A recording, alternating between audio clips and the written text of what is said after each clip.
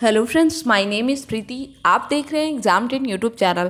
Friends, आज हम लोग डिस्कस करने वाले हैं यूपी स्पेशल का एमसीक्यू, जिसमें हम लोग डिस्कस करेंगे पार्ट 2। इसके पहले हम लोगों ने पार्ट 1 डिस्कस किया है, और जो लोग इस वीडियो को पहली बार देख रहे हैं उनके लिए मैं बता देना चाहती हूँ कि हम लोग पूरे के पूरे यूपी स्पेशल को पूरा जो उसकी थ्योरी है उसको पूरा कवर कर चुके हैं, एंड नाउ हम लोग उसका एमसीक्यू सॉल्व कर रहे हैं। तो अगर आप पहली बार वीडियो देख रहे हैं तो आप लोग यूपी स्पेशल प्लेलिस्ट में जा करके सभी वीडियोस डिटेल में देख सकते हैं, और उसके बाद आप एमसीक्यू सॉल्व करें। तो आइए शुरू करते हैं हम लोग टॉपिक को। आज का हमारा पहला क्वेश्चन है, शेख सलीम चिश्ती का मकबरा कहाँ पर है। शेख सलीम चिश्ती वही है जहाँ पे अकबर गया था, और वहाँ पे इनसे मिलने के बाद उन्होंने अपने बेटे का नाम क्या रख लिया था, सलीम रख लिया था। सलीम कौन था, अकबर का बेटा, जिसका आप लोग नाम जानते हैं जहांगीर। जहांगीर को ही क्या कहते थे, सलीम कहते थे। ठीक है, तो वही हमसे पूछ रहा है कि शेख सलीम चिश्ती का मकबरा कहाँ पे है। शेख सलीम चिश्ती का मकबरा है फतेहपुर सीकरी, जो कि आगरा से करीब 40 किलोमीटर दूर है। फतेहपुर सीकरी वहीं पर है जहांगीर का जन्म स्थान और शेख सलीम चिश्ती का निवास स्थान। ठीक है, हम लोग बात करते हैं कि मुगल साम्राज्य की राजधानी फतेहपुर सीकरी कब से कब तक थी। तो 1573 से लेकर के 1588 तक मुगल साम्राज्य की राजधानी क्या थी, आगरा, फतेहपुर सीकरी थी। आइए अगले क्वेश्चन की बात करते हैं। द्वारकाधीश मंदिर कहाँ पर है। द्वारकाधीश मंदिर तो ऑब्वियस सी बात है, कृष्ण जी से संबंधित है, तो कहाँ पे होगा, द्वारकाधीश मंदिर हमारा मथुरा में होगा। ठीक है, कृष्ण जन्मभूमि मंदिर, द्वारकाधीश मंदिर, विश्राम घाट, ये सब कहाँ पे है, ये सब मथुरा में है। ठीक, चलिए अगले क्वेश्चन की बात करते हैं। सूची 1 का सूची 2 से मिलान करना और बताना है कि कौन सा मंदिर कहाँ पर है। तो देखते हैं, पहला हमारा दशावतार मंदिर। दशावतार मंदिर हमारा है देवगढ़ ललितपुर में। ठीक है, कहाँ पे है, देवगढ़ ललितपुर में हमारा है दशावतार मंदिर। तो हमारा पहला कहाँ पे हो जाएगा, झांसी, ए का 4 हो जाएगा। ठीक है, उसके बाद हमारा श्रृंगी ऋषि का मंदिर कहाँ है, फर्रुखाबाद जनपद में है। श्रृंगी ऋषि का मंदिर कहाँ पे है, फर्रुखाबाद जनपद में।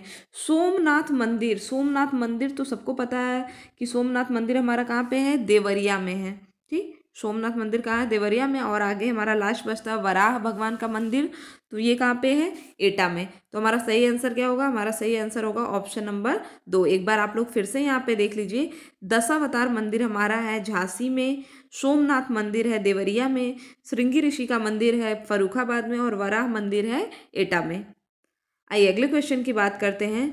जौनपुर नगर की स्थापना किसकी स्मृति में की गई थी। तो मैंने आपको बताया था कि जौनपुर नगर की स्थापना की गई थी मोहम्मद बिन तुगलक, जिसका निक नेम था जूना खां या जौना खां, और मोहम्मद बिन तुगलक की याद में इनके भाई फिरोज शाह तुगलक ने जौनपुर नगर की स्थापना किया था, जिसे भारत का सिराज भी कहते हैं। भारत, क्वेश्चन आता है, भारत का सिराज किसे कहते हैं, तो भारत का सिराज कहते हैं जौनपुर नगर को। और याद रखिएगा, मोहम्मद बिन तुगलक की याद में किया गया था।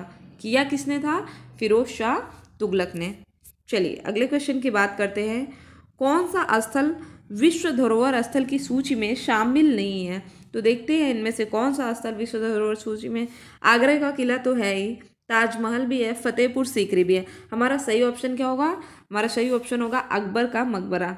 ठीक, आगरे का किले को 1983 में और फतेहपुर सीकरी को ये 1986 में हुआ है। बाकी ये दोनों 1983 में इनको यूनेस्को द्वारा विश्व धरोहर स्थल में शामिल कर दिया गया। इस यूनेस्को ने, अभी आपको पता है कि कुंभ मेले को अमूर्त सांस्कृतिक विरासत स्थल के रूप में सम्मिलित किया है। इसके अलावा आप एक और क्वेश्चन याद रखिए कि यूनेस्को की सदस्यता किन 2 देशों ने छोड़ दी है, यूएसए ने और इजराइल ने। ठीक, आइए अगले क्वेश्चन की बात करते हैं। प्राचीन ब्रह्मवर्त तीर्थ वर्तमान में कहाँ है। तो जो ब्रह्मवर्त तीर्थ है वो वर्तमान में बिठूर में है। कहाँ पे है, बिठूर। बिठूर कहाँ, कानपुर। याद करिए, जब हम लोग बाजीराव पढ़ रहे थे मराठा साम्राज्य, तो उस समय हम लोगों ने इसमें पढ़ा था। इसके अलावा आपको यह भी पता होगा कि जब 1857 की क्रांति हुई थी तो नाना साहब कहाँ से थे, कानपुर से थे। ठीक, तो बिठूर कहाँ पे है, बिठूर है हमारा कानपुर से करीब 20-25 किलोमीटर दूर है बिठूर। ठीक, चलिए अगले क्वेश्चन की बात करते हैं। नाथ संप्रदाय का सिद्ध पीठ गोला गोकर्णनाथ किस जनपद में है। गोला गोकर्णनाथ है लखीमपुर खीरी में। कहाँ पे है?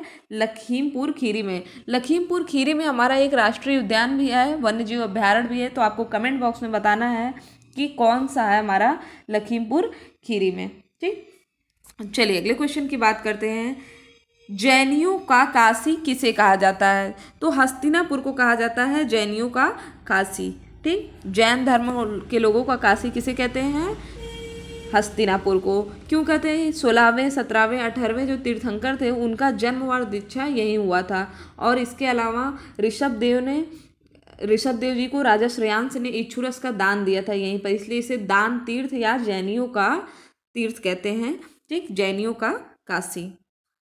अगला क्वेश्चन हमारा, देवबंद किस जनपद में है? तो देवबंद है हमारा सहारनपुर में। कहाँ पे है देवबंद? सहारनपुर में है हमारा देवबंद। अगला हमारा, शुक्रताल किस जनपद में अवस्थित है? शुक्रताल अवस्थित है मुजफ्फरनगर में। कहाँ पे स्थित है? मुजफ्फरनगर में। कहा जाता है कि यहाँ पे एक वृक्ष है और इसके नीचे बैठकर महर्षि शुक्राचार्य ने राजा परीक्षित को भागवत कथा सुनाई थी। ठीक है, याद रखिएगा इसकी कहानी क्या है कि इस यहाँ पे मुजफ्फरनगर में एक वृक्ष है और उसके नीचे महर्षि शुक्राचार्य जी ने राजा परीक्षित को भागवत कथा सुनाया था। चलिए अगले क्वेश्चन की बात करते हैं। गोरखनाथ मंदिर सबको पता है कहाँ पे है? गोरखनाथ मंदिर है हमारा गोरखपुर में है। ठीक है, अगला हमारा, जयचंद का किला कहाँ स्थित है? तो जयचंद का किला, कौन जयचंद है? आप याद करिए, मोहम्मद गोरी, पृथ्वीराज चौहान संयोगिता। पृथ्वीराज चौहान की जो बिलफ थी वो कौन थी? जयचंद की पुत्री थी। ठीक है, तो मोहम्मद गोरी और पृथ्वीराज चौहान की लड़ाई होती है। ठीक, तराइन का प्रथम युद्ध 1191 में, इसमें पृथ्वीराज चौहान जीत जाते हैं। 1192 में फिर होता है तराइन का द्वितीय युद्ध, जिसमें मोहम्मद गोरी जीत जाता है और पृथ्वीराज चौहान को बंदी बना लेता है। ठीक, उसके बाद जो युद्ध करता है मोहम्मद गोरी वो जयचंद से करता है। ठीक है, तो वही हमसे पूछ रहा है कि जयचंद का किला कहाँ पर है? जयचंद का किला है कन्नौज में। और कन्नौज को क्या कहते हैं? इत्र नगरी भी कहते हैं कन्नौज को। ठीक, आइए अगले क्वेश्चन की बात करते हैं। पाटेश्वरी देवी का प्रसिद्ध मंदिर कहाँ पर है? पाटेश्वरी देवी का प्रसिद्ध मंदिर है बलरामपुर में। कहाँ पे है? बलरामपुर में है पाटेश्वरी देवी का प्रसिद्ध मंदिर।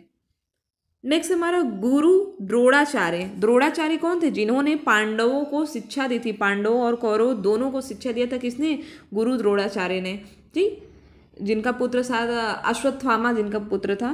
ठीक, तो वही है कि गुरु द्रोणाचार्य की जन्मस्थली कहाँ है? इनकी जन्मस्थली है काम्पिल्य। कहाँ है?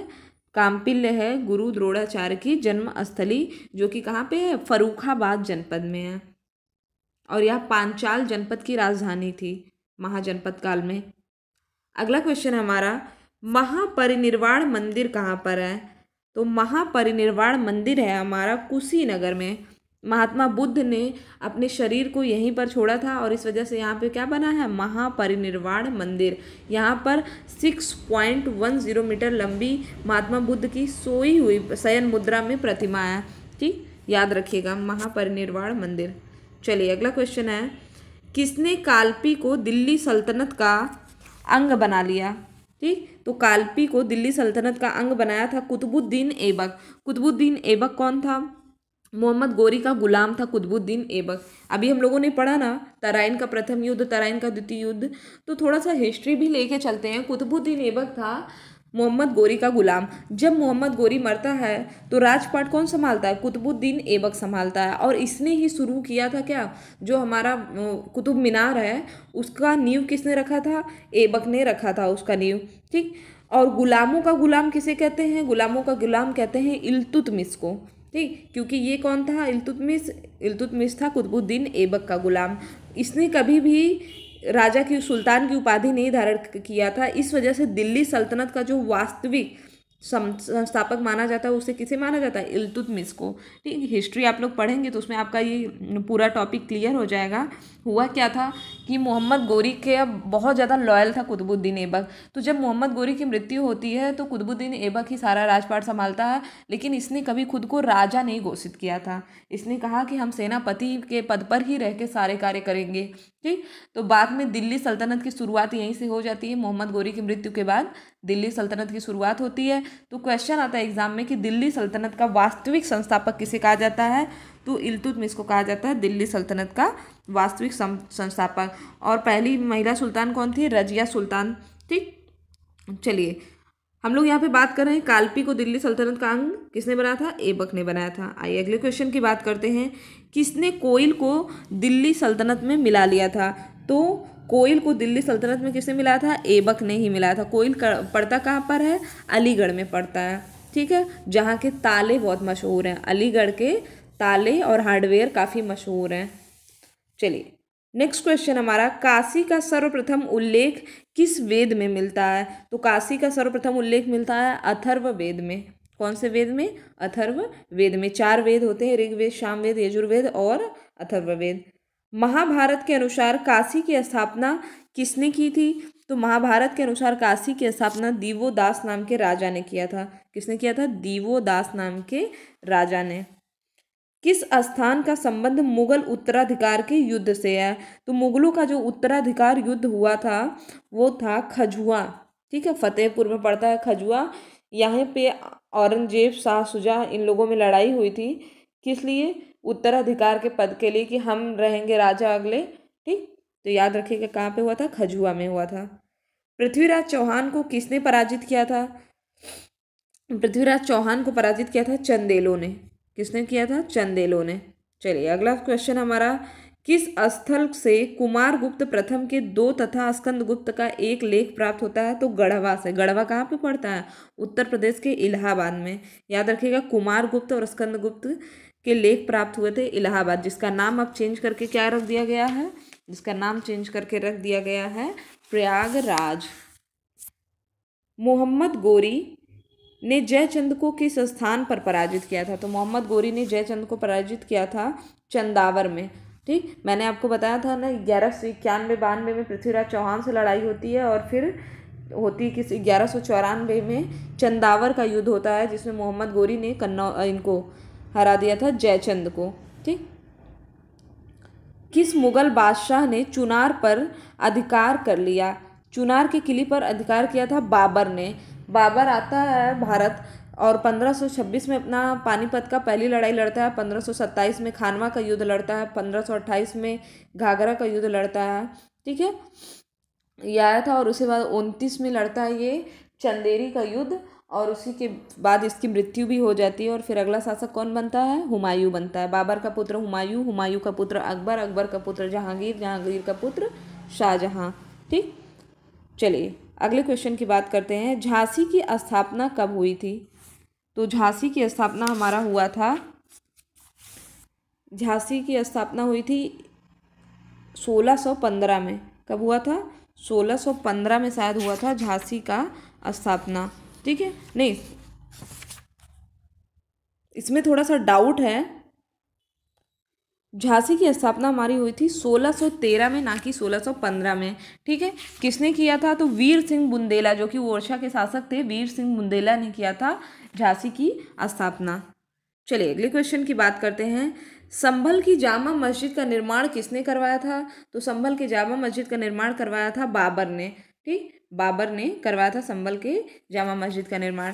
अगला क्वेश्चन हमारा, औरंगजेब ने उत्तराधिकार का युद्ध दारा के साथ किस स्थान पर लड़ा था, तो उत्तराधिकार का ये युद्ध आपको याद होगा कहाँ पे हुआ था, खजुआ में हुआ था। ठीक है, तो यही हमसे पूछ रहा है कि कहाँ पे किया था, शामूगढ़ में। 3 लोग थे, शाह शुजा थे, दारा सिकोह और औरंगजेब, इन तीनों में युद्ध हुआ था। ठीक, तो याद कर लीजिए कहाँ पे हुआ था, दारा सिकोह के साथ शामूगढ़ में। अगला हमारा, लखनऊ के बड़े इमामबाड़े का निर्माण किसने करवाया था, तो अस्फाउद्दौला ने। किसने करवाया था, लखनऊ के बड़े इमामबाड़े का निर्माण अस्फाउद्दौला ने करवाया था 1784 में। फिर अगला हमारा कि लखनऊ के छोटे इमामबाड़े का निर्माण किस नवाब ने करवाया था, नवाबों की शहर आज भी कहा जाता है लखनऊ को, आपको पता होगा। ठीक, तो छोटे इमामबाड़े का निर्माण करवाया था मोहम्मद अली शाह ने। ठीक, चलिए अगला क्वेश्चन हमारा, रूमी दरवाजा पर्यटन स्थल उत्तर प्रदेश के किस जनपद में है, रूमी दरवाजा है हमारा लखनऊ में है। ठीक है, नेक्स्ट हमारा बटलर पैलेस, बटलर पैलेस कहाँ पर है, तो बटलर पैलेस है हमारा लखनऊ में। लखनऊ में हमारे बहुत सारी जगह हैं। ठीक, बटलर पैलेस कहाँ पे है, लखनऊ में हमारा बटलर पैलेस है। फिर है इसका नाम बदलकर बटलर पैलेस का नाम बदलकर बटलर पैलेस किसके नाम पर रखा गया। ठीक, तो बटलर पैलेस का नाम बदलकर सी डिप्टी कमिश्नर थे अवध के सर हारकोर्ट बटलर, उन्हीं के नाम पर 1907 में इसका नाम क्या रखा गया था, बटलर पैलेस। छतर मंजिल किस जनपद में स्थित है। छतर मंजिल स्थित है लखनऊ में। ठीक है, कहाँ पे है, लखनऊ में है छतर मंजिल। एंड अगला क्वेश्चन है हमारा आज का लास्ट क्वेश्चन है कि राष्ट्रीय संरक्षित इमारत रेजिडेंसी किस जनपद में है, तो यहाँ पे है लखनऊ में। कहाँ पे है, लखनऊ में है। ठीक है, तो ये थे हमारे इंपॉर्टेंट क्वेश्चन। इसके बाद हम लोग अगले पार्ट में भी और भी जो इंपॉर्टेंट MCQs होंगे उनको सॉल्व करेंगे। अगर आपको वीडियो पसंद आया तो आप चैनल को सब्सक्राइब करें और वीडियो को जितने भी एजुकेशनल ग्रुप हैं सब में शेयर करें। साथ ही साथ अगर आपके वीडियो पे ऐड आते हैं तो ऐड को स्किप मत किया करिए, ऐड को पूरा देखा करिए। Thank you friends, thank you so much.